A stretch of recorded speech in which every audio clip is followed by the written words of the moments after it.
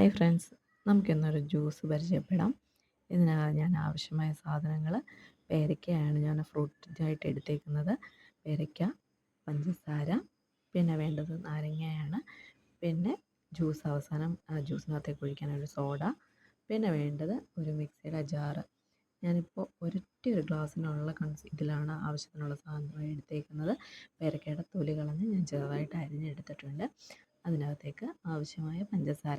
ഞാൻ കുഞ്ഞുങ്ങൾക്ക് കൊടുക്കുന്നതായതുകൊണ്ടാണ് ഞാൻ പഞ്ചസാര ആഡ് ചെയ്തത്. പഞ്ചസാര വേണ്ടാത്തവർക്ക് അത് ഒഴിവാക്കാവുന്നതാണ്.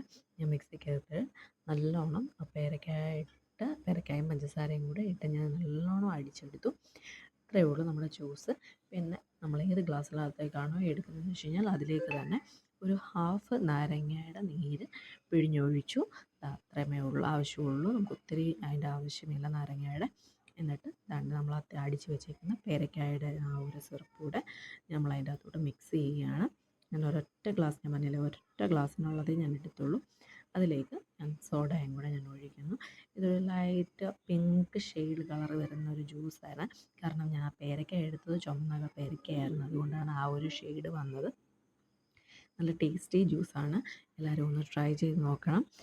ചാനൽ കാണാത്തവർ ചാനൽ കാണുക, സബ്സ്ക്രൈബ് ചെയ്യുക, ലൈക്ക് അടിക്കുക, ഷെയർ ചെയ്യുക. എല്ലാവരും ഒന്ന് ട്രൈ ചെയ്ത് നോക്കുക ഈ ജ്യൂസ്. കാരണം എൻ്റെ കുഞ്ഞുങ്ങൾ പേരയ്ക്ക അല്ലെങ്കിൽ തന്നെ കഴിക്കാൻ ഭയങ്കര ബുദ്ധിമുട്ടാണ്. ഇങ്ങനെയൊക്കെ ജ്യൂസ് അടിച്ച് കൊടുക്കുന്നതായതുകൊണ്ട് അവർ കുടിക്കും. നല്ല ടേസ്റ്റി ജ്യൂസാണ്. എല്ലാവരും ഒന്ന് ട്രൈ ചെയ്ത് നോക്കുക, ഫീഡ്ബാക്ക് അറിയിക്കുക. എൻ്റെ രണ്ടാമത്തവനാണ് ഞാൻ കൊടുക്കുന്നത്. രണ്ടാമത്തവൻ മാത്രമല്ല, 3 പേരും കുടിച്ചു കുഞ്ഞുങ്ങൾ. നല്ല ടേസ്റ്റിയാണ്. എല്ലാവരും ഒന്ന് ട്രൈ ചെയ്ത് നോക്കണേ. Thank you.